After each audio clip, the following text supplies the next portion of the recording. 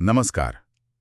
पिछले कुछ हफ्तों में मतलब जून 2024 के आसपास भारत के समुद्री तट पर एक बड़ी अजीब सी चीज मिली है। हाँ, एक मछली है ना, बहुत बड़ी।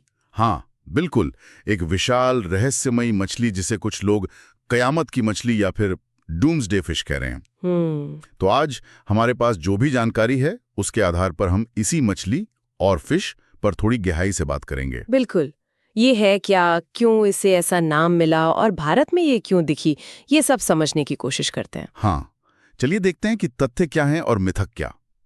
तो ये ओरफिश, जिसका साइंटिफिक नाम रीगलिकस ग्लिसने है, ये एक्चुअली दुनिया की सबसे लंबी बोनी फिश मतलब हड्डी वाली मछली है। सबसे लंबी? अच्छा, कितनी लंबी हो सकती है ये? ये 11 मीटर तक, यानी करीब 36 फीट। 36 फीट? अरे वाह, ये तो मतलब एक छोटी बस जितनी लंबी हो गई। हाँ बिल्कुल, और ये गहरे समुद्र में रहती है, मतलब 200 से 1000 मीटर नीचे। ओ, काफी गहराई में, जहां अंधेरा रहता होगा। हाँ, जहां सूरज की रोशनी ठीक से पहुंचती भी नहीं। इसका शरीर एकदम चांदी जैसा लंबा रिबन जैसा होता है और पीठ पर एक लाल रंग का पंख होता है ऊपर से नीचे तक। बहुत सुंदर लगती होगी। हाँ, लेकिन दिखती बहुत कम है सतह पर, मतलब नॉर्मली नहीं दिखती। तो फिर ये भारत के तट पर कैसे आ गई? महाराष्ट्र में आपने कहा? हाँ, जून 2024 में महाराष्ट्र तट पर, शायद रत्नागिरी या सिंधुदुर्ग के पास। ये थोड़ी हैरानी की बात थी। लाहिर है वहां मछुआरों ने या लोगों ने देखा होगा तो चौंक गए होंगे। बिल्कुल, वो इसका साइज और इसका अजीब सा रूप देखकर हैरान थे। और फिर तो आपको पता ही है आजकल सोशल मीडिया, हाँ, फोटो वीडियो सब वायरल हो गए। और यहीं से वो डूम्सडे फिश वाली बात फैली होगी, है ना? ये नाम कहाँ से आया? सही पकड़ा आपने। ये नाम एक्चुअली जापानी लोक कथाओं से आता है। अच्छा, जापान से। हाँ। वहां माना जाता है कि अगर ऑरफिश किनारे पर दिखे तो ये अच्छा संकेत नहीं है, मतलब भूकंप या सुनामी आ सकती है। ओ, तो ये सिर्फ पुरानी कहानियां हैं या इसमें कुछ सच्चाई भी है?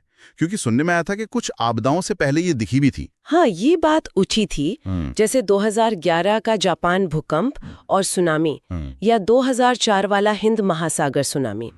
इनसे पहले भी कहीं कहीं ऑरफिश दिखने की खबरें आई थी। तो इसने उस पुरानी मान्यता को थोड़ा बल दिया। कुछ वैज्ञानिकों का ये भी सोचना है कि शायद क्योंकि ये इतनी गहराई में रहती हैं, तो ये समुद्र तल की हलचल मतलब टेक्टोनिक गतिविधि को शायद महसूस कर लेती हों। तो क्या ये भविष्यवाणी कर सकती हैं?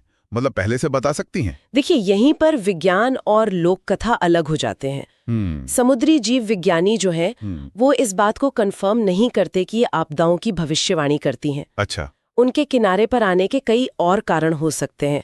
हो सकता है मछली बीमार हो या घायल हो, या फिर पानी के बहाव या तापमान में कुछ बदलाव आया हो। बिल्कुल, या प्रदूषण भी कारण हो सकता है। हाँ, ये जरूर है कि अगर समुद्र के नीचे कोई तेज भूकंपीय गतिविधि हुई हो तो वो शायद इन्हें ऊपर की तरफ धकेल दे। लेकिन वो घटना के बाद हुआ, पहले नहीं। हाँ बिल्कुल, वो भविष्यवाणी नहीं हुई, वो तो उसका असर हुआ। समझ गया। तो ये भविष्यवाणी नहीं करती, पर फिर भी इसका मिलना इतनी बड़ी बात क्यों मानी जा रही है भारत में? क्योंकि ये बहुत रेयर है, मतलब बहुत ही दुर्लभ घटना है। भारत के समुद्री क्षेत्र में तो कई सालों बाद ऐसी गहरे पानी की मछली रिकॉर्ड हुई है। ओ, कई सालों बाद? हाँ, तो ये वैज्ञानिकों के लिए एक महत्वपूर्ण डेटा पॉइंट है। इससे हमें गहरे समुद्र के इकोसिस्टम के बारे में या वहाँ के माहौल में हो रहे बदलावों के बारे में शायद कुछ पता चले। और लोगों में कैसी प्रतिक्रिया रही भारत में? डर भी फैला होगा। हाँ, मिलीजुली प्रतिक्रिया थी। कुछ स्थानीय लोग थे जिन्होंने पुरानी मान्यताओं के चलते इसे अपशगुन माना, पूजा पाठ भी किया। वहीं दूसरी तरफ वैज्ञानिकों ने कहा कि घबराने की बात नहीं है, ये एक प्राकृतिक घटना हो सकती है और हमें इसके पर्यावरणीय कारणों को समझने की कोशिश करनी चाहिए। और सोशल मीडिया पे क्या चल रहा था? #doomsdayfish। हाँ, #doomsdayfish और #orfish खूब ट्रेंड हुए। कुछ लोग डरे हुए थे, कुछ बस हैरान थे, उत्सुक थे। न्यूज चैनलों ने भी इसे काफी सनसनीखेज बनाकर दिखाया। हाँ, वो तो होता ही है। तो मतलब कुल मिलाकर देखें तो जून 2024 में महाराष्ट्र में मिली ये ऑरफिश एक दुर्लभ और वैज्ञानिक नजरिए से अहम घटना है। बिल्कुल।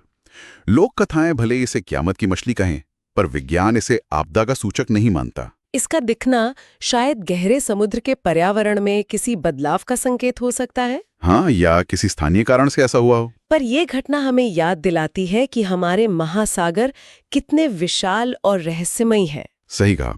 और ये सोचने पर भी मजबूर करती है कि ये अकेली मछली का यूं किनारे आ जाना, क्या ये बस एक अजीब इत्तेफाक है या फिर ये गहरे समुद्र में हो रहे किसी बड़े बदलाव का इशारा है जिसके बारे में हम अभी जानते भी